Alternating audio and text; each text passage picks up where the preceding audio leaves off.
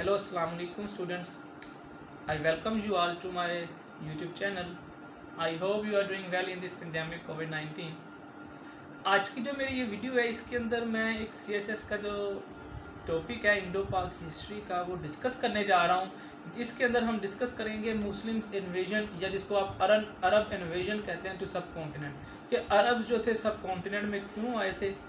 ये जो CSS के अंदर क्वेश्चन पूछा जाता है ये सिर्फ CSS के लिए इम्पोर्टेंट नहीं है, हमें अपनी वैसे भी तारीख का पता होना चाहिए, ठीक है ना। तो आज मैं इसके दो पहलुओं से डिस्कस करूँगा। वैसे इस क्वेश्चन भी दो तरह से ही आता है, एक तो रीज़न एंड रीजन इन्वेजन की, और वो ये आए थे कि क्यों मुसलमान यहाँ पे आए थे फ़तह करने के लिए, और जो फतूहात क्यों हुई थी, कैसे उन्होंने वजह क्या बनी थी कि वो यहाँ पे अपनी कामयाब हो चुके थे फ़तह करने में इसको, और एक के इसके असरात क्या हुए थे।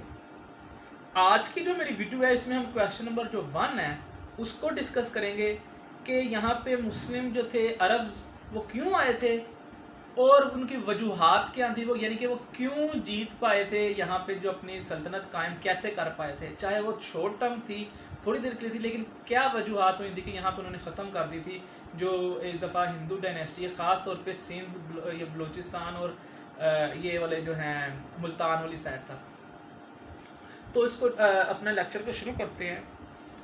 एक बात याद रखना कि कोई चीज़ भी तारीख़ में ऐसे नहीं है कि वो बस कोई एक इंसिडेंट होता है और उसकी वजह से वो आ जाती है।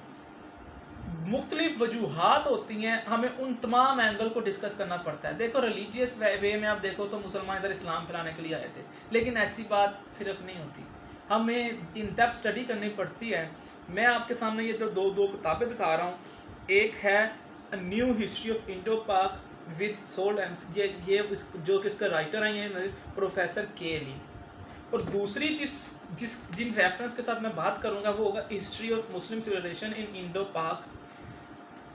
ये जो दो बुक्स हैं ये हुकूमत पाकिस्तान, गवर्नमेंट ऑफ पाकिस्तान की तरफ से ऑथोराइज्ड हैं और CSS के अंदर ये पढ़ाई जाती हैं, और ये यहाँ का जो मटेरियल है इसको अथॉरिटी माना जाता है, इसको वो कभी चैलेंज नहीं हो सका। यानी कि यहाँ पे हम ये सीधे लफ्ज़ों में अगर मैं बात करूँ तो ये ऑथेंटिक बातें हैं, ठीक। तो मैं आज की जो अपने बात करूँगा वो सारे का सारा वो मैं इसके अंदर डिस्कस करूँगा। आप ये जाके बुक्स जो है वो आप आराम से उर्दू बाजार से ले भी सकते हैं।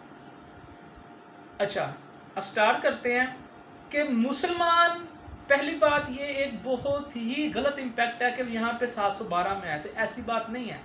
सबसे पहली इन्वेजन यहाँ पे उमर के दौर में हुई थी, लेकिन चूंकि वो इतनी फतूहात नहीं हो पड़ी थी मुसलमानों को, यानी कि जब उन्होंने एक एक्सपीडिशन इधर आया था उसको इतनी कोई ख़तर खा फ़ायदा नहीं हो सका था, क्योंकि सफ़र बहुत ज़्यादा था। तो सफ़र में उस वक़्त जो सफ़र करना बहुत मुश्किल होता था इतना लंबा, तो मुसलमानों को एक बहुत बड़ी वजह ये थी कि यहाँ पे नहीं हो सके थे, और फिर हज़रत उमर ने कहा था कि हमने अपनी आर्मी को इस तरह ज़ाया नहीं कर सकते वहाँ पर ले जाके। लेकिन हज़रत उस्मान के दौर में और फिर हज़रत माविया के दौर में यहाँ पे आर्मियाँ आई थी मुसलमानों की कुछ, और आर्मी आई थी, और मुसलमानों के ये बलूचिस्तान का कुछ हिस्सा यहाँ तक ना वो मुसलमानों अपनी हुकूमत कायम करने में कामयाब हो गए थे छोटी जगहों पे, और यहाँ पे इस्लाम फैला था थोड़ा सा, बहुत नहीं लेकिन थोड़ा था। तो इस्लाम तब से इधर है। मुसलमान जो थे अरब के वो इसको वो अपना कहते थे सुर्ख चिड़िया, ठीक हो गया, यानी कि ये एक दौलत से माला माल थी, मादनियात से, जो नेचुरल रिसोर्सेज हैं यहाँ पे बहुत ज़्यादा थे। और मुसलमान ये नहीं कि पहली दफ़ा आए थे, मुसलमान इस्लाम से पहले भी, जब वो भी सहाबा भी काफिर थे, अभी उन्होंने इस्लाम कबूल नहीं किया था, तब से वो इधर आते थे तजारत के लिए, ट्रेडिंग करते होते थे। यूरोप के अंदर जब जाते तो यहीं से मकरान से और ये दीबल से होते हुए यहाँ से जाते थे, और हिंदुस्तान से बहुत ज़्यादा जो टेक्सचर था यानी कि कपड़ा था वो यहाँ से इस्तेमाल करते थे और जाके बाहर बेचते होते थे यूरोप में। तो सब कॉन्टिनेंट के साथ उनका ताल्लुक बहुत पुराना था, इस्लाम से भी पहले का। लेकिन आज जो यहाँ पे हुकूमत जो सही कायम हुई थी वो मोहम्मद बिन कासिम ने सबसे पहले यहाँ पे सिंध में अपनी हुकूमत कायम की थी। उसकी वजूहात क्या थी, वो वजूहात सुन लो। पहली वजह ये थी कि उस वक़्त जो सल्तनत थी वहाँ पे बादशाहत थी वो उमैया डायनेस्टी थी। उमैया डायनेस्टी यानी कि बनु उमैया का दौर था, और बनु उमैया का जो दौर था उसमें जो उस वक़्त बादशाह था वो बादशाह था वलीद, ठीक हो गया।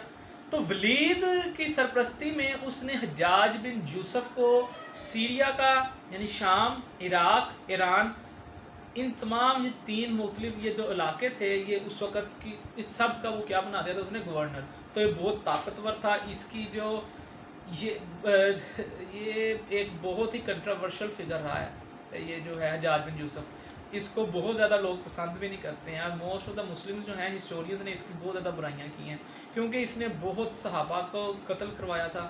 ایون نبی پاک صلی اللہ علیہ وسلم کے جو گھرانے تھے ان کی بھی بے حرمتی کرتا تھا. اور یہ جو انویژن ہوا تھا اس کی ایک وجہ یہ بھی تھی کچھ صحابہ جو تھے یا نبی پاک صلی اللہ علیہ وسلم کے جو گھرانے سے جن کا تعلق تھا وہ ان کو اس نے کہا تھا یہ باغی ہیں. تو ان کو باغی قرار دے کے ٹیررز قرار دے کے تو اس نے ان کے اوپر اٹیک کیا تھا. وہ وہاں سے بھاگ کے ادھر آ گئے تھے راجہ داہر کے پاس اور راجہ داہر کے پاس شیلٹر لے لی تھی. ایک یہ وجہ تھی کہ وہ چاہتا تھا کہ جو میرے باغی ہیں ان کو واپس کیا جائے لیکن راجہ داہر کیا تھا میں نے واپس نہیں کرنا. دوسری وجہ یہاں کی معدنیات، پیسہ، ذخائر. اور تیسری جو بات ہے جو بہت زیادہ امپیکٹ کی تھی وہ تھی وہ شپس جو کہ پائریٹس نے لوٹنی تھی. ہوا کیا تھا 703 میں سائلون کا بادشاہ جو تھا یعنی کہ پریزنٹ ڈے سری لنکا اس کا جو بادشاہ تھا اس نے عرب کے جو کچھ مرچنٹ وہاں پہ آباد ہو چکے تھے وہاں پہ تجارت کرتے ہوئے تھے انہوں کی جب ڈیتھ ہوئی تھی تو ان کی جو ویڈوز ہیں بیوہ عورتیں ہیں ان کو ان کی بیٹیوں کو گرلز کو بھیجا تھا واپس وہاں پہ عرب اور اس کے ساتھ کچھ تحائف تھے. یہ 7 کشتیاں تھیں جو کہ آ رہی تھیں. انفارچونیٹلی جب یہ دیبل کے پاس پہنچے ہیں تو وہاں پہ اتنا سمندری طوفان آیا کہ ان کو آگے جانے میں مشکل ہوئی تھی. وہ یہاں پہ دیبل کی طرف پاس ساحل کی طرف آئے تو یہاں پہ پائریٹس نے ان کو لوٹ لیا. جب یہ بات پتہ چلی حجاج بن یوسف کو کہ یہ ہوا ہے اس طرح تو اس نے خط لکھا جس میں اس نے کہا راجہ داہر تھے کہ یہ جو پائریٹس ہیں ان کو کہا جائے کہ یہ ان کو سزا دی جائے، پنش کیا جائے اور ان کی جو کشتیاں ہیں اور ان کا جو سامان ہے ان کو بحفاظت پہنچا دیا جائے میرے پاس. لیکن جو راجہ داہر تھا اس نے جواب دیا تھا کہ پائریٹس جو ہیں وہ میری جو ٹیریٹری ہے اس کے باہر ہوتے ہیں میں اور نہ ان کے اوپر میرا کنٹرول ہے میں ان کو واپس نہیں کر سکتا. جس کے اوپر حجاج بن یوسف کو بہت غصہ آ گیا تھا. 711 میں یہ جب یہ ہو رہے تھے 711 میں ہی مسلمان حجاج بن یوسف کی ایک جو آپ کہہ لو کہ سیریا کی فوج تھی جو کہ ادھر تک پہنچ گئی تھی اندلس آج جس کو اسپین کہتے ہیں اور اسپین بھی فتح کر لیا تھا. تو وہ بہت مغرور ہو چکا تھا. تو جب اس نے کہا کہ جب کہ تم نے انکار کر رہے ہو تو اس نے اپنے 2 ایکسپیڈیشن ایک بھیجا. پہلی فوج اس کو شکست ہوئی اور ان کا کمانڈر وہ بھی مارا گیا مسلمانوں کا. پھر دوسرا یہاں پہ 711 میں دوبارہ آیا تو وہ بھی مارا گیا کمانڈر بھی اور مسلمانوں کو شکست ہوئی. یہ جو 2 شکستیں تھیں انہوں نے بہت گہرا اثر ڈالا تھا. اور اس نے پھر راجہ داہر نے پھر محمد بن قاسم کے تھرو 6000 فوجی، اتنے ہی اونٹ، اتنی مقدار میں باقی چیزیں وہ ساری کی ساری بھیجی جو کہ محمد بن قاسم نے آیا دیبل کے مقام پہ اور دیبل کے مقام پہ آ کے یعنی کہ سیرا کیا اور دیبل کا قلعہ فتح کرنے کی کوشش کرنا شروع کی. عروسا یعنی کہ برائڈ دلہن کے نام سے ایک ان کی جو بہت بڑی جس کو آپ کہہ سکتے ہو توپ آج کے زمانے کی جیسے پتھر پھینکنے والی وہ بھی اس نے ساتھ بھیجی تھی کہ تاکہ اگر وہ گرانا پڑے ٹیمپل یا ان کی دیواریں تو یہ پتھروں کی برسات کے ساتھ ہم گرا سکیں. لیکن جب دیبل کی جنگ ہوئی تھی تو دیبل کی جب قلعہ فتح نہیں ہو رہا تھا مسلمانوں کو بہت زیادہ لگ رہا تھا کہ یہ تیسرا ایکسپیڈیشن بھی جو ہے وہ ناکام ہو سکتی ہے. تو البتہ ہوا کیا کہ ایک جو اندر کا ہی بندہ تھا جو کہ غریب تھا وہ تنگ تھا ان اپنے بادشاہ سے اس نے بتا دیا کہ یہ آپ تب فتح کر سکتے ہو کہ جب یہ وہ ان کا جو بت ہے جو لگا ہوا ہے اس کا بت کے تو تصویریں وہ کرا دو گے. اس کا مجسمہ ایک بہت بڑا نا انہوں نے ایک وہاں پہ لگا ہوا تھا مجسمہ لگا تھا اور ایک پرچم لگا تھا لال رنگ کا اور ان کا ایک بلیف تھا کہ جب تک یہ ہیں تو ہمارے قلعے کو کوئی فتح نہیں کر سکتا. تو اس نے کہا تھا جب تک یہ نہیں گریں گے آپ ان کے قلعے کو فتح نہیں کر سکو گے.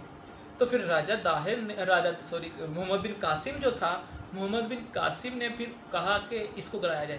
پھر دلہن جو برائڈ جو اس کا نام تھا عروسا اس کے ذریعے سے وہ جو توپ تھی اس کے ذریعے سے وہ گرائے گئے اور آخر کار دیبر کا جو وہ قلعہ تھا اس کو فتح کیا گیا۔ اس کے بعد وہ مکران سے ہوتے ہوتے سیسان اور شوان یہ تمام علاقوں کو فتح کرتا ہوا آ گیا اور روار کا قلعے کے پاس پہنچ گیا کشتیاں اس کے ذریعے وہ سمندر کراس کر کے۔ اب وہاں پہ اس کا مقابلہ ہوا راجہ داہر سے جو کہ بادشاہ تھا۔ راجہ داہر کے ساتھ جو مقابلہ تھا یہ بہت ہسٹوریکل ایونٹس پہ بیس کرتا ہے اور راجہ داہر کے کچھ الفاظ تھے جو اس نے اپنے گورنر سے کہ جو تاریخ میں آج بھی لکھے گئے ہیں۔ راجہ داہر کے اس کے گورنر نے کہا تھا کہ بہت بڑی فوج ہے، ہم اس کا شاید مقابلہ نہ کر سکیں، تو آپ کو چاہیے کہ اپنے ادھر ادھر کے جو پرنسز ہیں ان سے آپ کیا کریں، مدد مانگ لیں۔ لیکن اس نے کہا تھا کہ میں تاریخ میں لکھا جائے گا کہ راجہ داہر نے جنگ کی تھی، اگر میں جیت گیا تو لکھا جائے گا کہ اس نے اپنے ملک کی حفاظت کی اور میرا نام بہت بڑا ہو جائے گا، اور اگر میں ناکام ہوا تو تاریخ میں لکھا جائے گا کہ اپنے جو ملک کی حفاظت کرتے ہوئے بڑے شان و شوکت کے ساتھ میدان جنگ میں راجہ داہر مارا گیا۔ بہرحال جنگ ہوتی ہے اور راجہ داہر کو بڑی جو محنت لگتی ہے، لیکن آخرکار مسلمانوں کو فتح ہوتی ہے۔ راجہ داہر جو ہوتا ہے وہ مارا جاتا ہے بیٹل فیلڈ میں، اور جتنے جو کافر ہوتے ہیں ہندو وہ بھاگ کے روار کے قلعے میں پناہ لے لیتے ہیں۔ روار کے قلعے میں پناہ لے لیتے ہیں تو سرپرستی کس کی ہوتی ہے؟ اس کی جو بیوی ہوتی ہے راجہ داہر کی۔ لیکن جب مسلمان روار کے قلعے کو گرا دیتے ہیں اور اب لگ رہا ہوتا ہے کہ اب مسلمان اب گھس جائیں گے، تو اس کی بیوی اپنی جو ان کی جو خادمیں ہوتی ہیں، میڈس جو ہوتے ہیں، ان کے ساتھ وہ کیا کرتی ہے، اپنے آپ کو جلا دیتی ہے، کیونکہ کہ مسلمانوں کی بے حرمتی، یعنی کہ ہم مسلمانوں کی لونڈیاں نہیں بننا چاہتے، کیونکہ مسلمان جہاں پہ جاتے تھے ان کو پتہ تھا یہ فتح کرتے تھے اور پھر جو قیدی ہوتی تھیں عورتیں ان کو اپنی لونڈیاں بنا لیتے تھے۔ بہرحال وہاں سے پھر وہ ملتان کی طرف نکلتے ہیں اور محمد بن قاسم ملتان تک فتح کر لیتا ہے۔ تھوڑا سا اس کو ایشو ہوتا ہے الور کے اوپر، جہاں پہ راجہ داہر کا بیٹا جو ہے وہ بہت ان کو سخت مقابلہ دیتا ہے۔ بہرحال آخرکار وہ بھی فتح ہو جاتا ہے، اور اس طرح سے جو راجہ داہر کی ڈائنیسٹی ہے اس کے اوپر مسلمانوں کے قبضہ ہوتا ہے اور سندھ میں مسلمانوں کی حکومت محمد بن قاسم کی سرپرستی میں قائم ہو جاتی ہے۔ پھر کیا ہوتا ہے، انفارچونیٹلی محمد بن قاسم جو ہے اس کو 715 تک وہ مزید آگے جانا جاتا ہے۔ وہاں پہ امیہ سلطنت میں ایک بہت زیادہ آتی ہے چینجنگ، اور سلیمان جو ہے وہ بادشاہ بن جاتا ہے، کیونکہ 714 میں وہ جو تھا حجاج بن یوسف اس کی بھی موت ہو جاتی ہے، اور 715 میں جو بادشاہ تھا اس کی بھی ڈیتھ ہوتی ہے، اور پھر اس کی جگہ پہ آ کے سلیمان بیٹھتا ہے، اس کا بھائی، جو کہ اپنے یہ جو ہے اس کا بہت سخت دشمن ہوتا ہے حجاج بن یوسف کا۔ تو وہ حجاج بن یوسف سے تو بدلہ نہیں لے سکتا کیونکہ مر گیا ہوا تھا، تو وہ کیا کرتا ہے، یہ محمد بن قاسم کو قید کروا دیتا ہے اور محمد بن قاسم قید میں ہی مر جاتا ہے۔ یہاں پہ مسلمانوں کا ایک عظیم لیڈر مر گیا۔ محمد بن قاسم کے وہ الفاظ بڑے تاریخ میں لکھے گئے کہ وہ کہتا ہے کہ مسلمانوں نے اپنا ایک عظیم لیڈر میری شکل میں گوا دیا، ایک نوجوان کے جو کہ بہت فتح کر سکتا تھا سرزمینیں، اس کو اس کے پیک ٹائم میں اس کو مار دیا گیا، قید کر لیا گیا۔ تو یہ وہ الفاظ ہیں، یہ جو تھی مسلمانوں کی جب حکومت قائم ہوئی تھی، یہ وہ تمام باتیں ہیں جو کہ آپ نے لکھنی ہیں۔ اب ریزن کیا تھی کہ کیوں مسلمانوں کو فتح ہوئی؟ سب سے پہلی ریزن یہ تھی کہ مسلمانوں کی کیولری بہت زیادہ تھی، مشینری بہت زیادہ تھی، ہتھیار جو تھے لیٹسٹ ویپنز یوز کیے تھے جو کہ انڈین آرمی کے پاس نہیں تھے۔ دوسری وجہ یہ تھی کہ جو ریوولٹ تھے، ہندوستان کے اپنے جو ہندو حکمران تھے وہ راجہ داہر سے خوش نہیں تھے، ان کی جو عوام تھی، رعایا تھی، وہ اس سے خوش نہیں تھی، وہ بھی چاہتی تھی کہ ان کی حکومت ختم ہو جائے۔ تیسری بات کہ یہاں پہ کوئی سینٹرل گورنمنٹ نہیں تھی، سینٹرل گورنمنٹ کے کوئی ایک بادشاہ نہیں تھا، ہر علاقے کا، ہر جگہ کا، ہر ریاست کی اپنی اپنی حکومت، انڈیپینڈنٹ اسٹیٹس تھی، تو کوئی ایک سینٹرل اسٹیٹ نہیں تھی، تو وہ ہر ایک دوسرے کی دشمنی رکھتا تھا۔ تو جن کو بہت زیادہ فائدہ، جیسے مکران ہے، سیسان ہے، انہوں نے آرام سے محمد بن قاسم کے ساتھ نہ صرف ملے، ان کے ہاتھ بیعت کی، بلکہ مدد بھی کی فوج کی شکل میں، ہر طریقے سے راجہ داہر کو شکست دینے میں۔ تو آج کی ویڈیو میں صرف اتنا ہی تھا۔ اب اس کے آفٹر میتھ وہ جو سیکنڈ کویشچن ہے وہ ہم दोबारा से डिस्कस करेंगे अपनी अगली वीडियो में। जिन्होंने मेरा अभी तक चैनल सब्सक्राइब